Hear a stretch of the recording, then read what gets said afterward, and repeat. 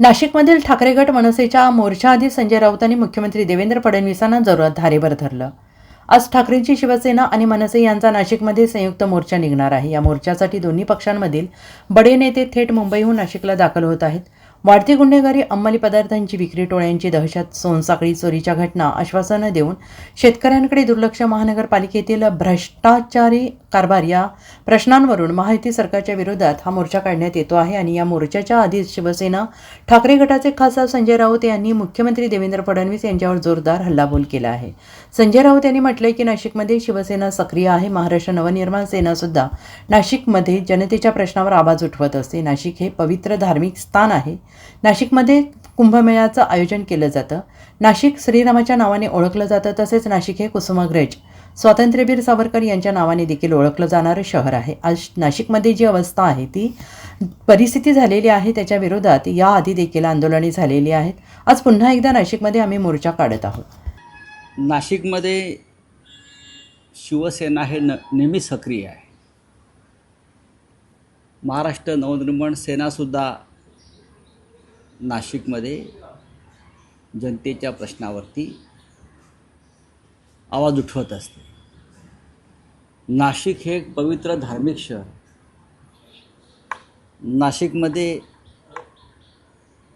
कुंभमेळ्याचं आयोजन केलं जातं. नाशिक ही श्रीरामाच्या नावानं ओळखली जाते. तशी नाशिक ही कुसुमाग्रज स्वातंत्र्यवीर सावरकर ह्यांच्या नावानं ओळखलं जाणारं एक शहर आहे. आज नाशिकमध्ये जी अवस्था आहे, परिस्थिती आहे,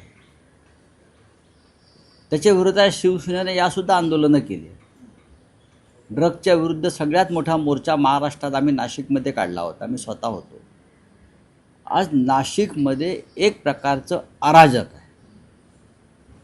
नाशिकच्या महानगरपालिकेमध्ये जो भ्रष्टाचार सुरू आहे, त्याच्यामुळे नाशिक शहराची पूर्ण वाटलं.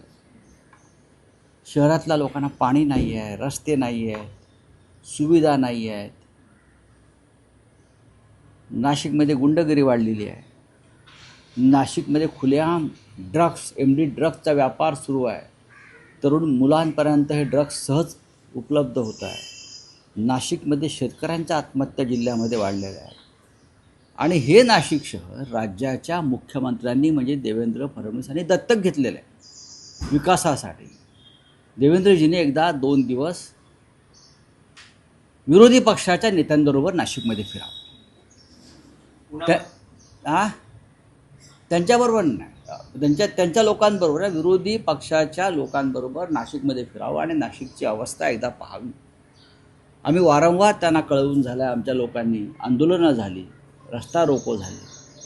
शेवटी असं ठरलं की या नाशिकच्या प्रश्नावर शिवसेना आणि मनसे यांनी एकत्र येऊन एक विराट मोर्चा काढावा, जन आक्रोश मोर्चा काढावा आणि सरकारचं लक्ष वेधून घ्यावं. मनसेचे नेते बरेचसे तिथे पोचलेले आहेत. त्याच्यामध्ये मला आत्ता सांगण्यात आलं की श्री बाळा नांदगावकर आहेत, संदीप देशपांडे आहेत, अभ्यंकर आहेत आणि आमचे स्थानिक नेते आहेत. मला आग्रह होता, आपण या कार्यकर्त्यांचा आग्रह आहे म्हणून मी जातो. Bureau report, SBN Marathi, Mumbai.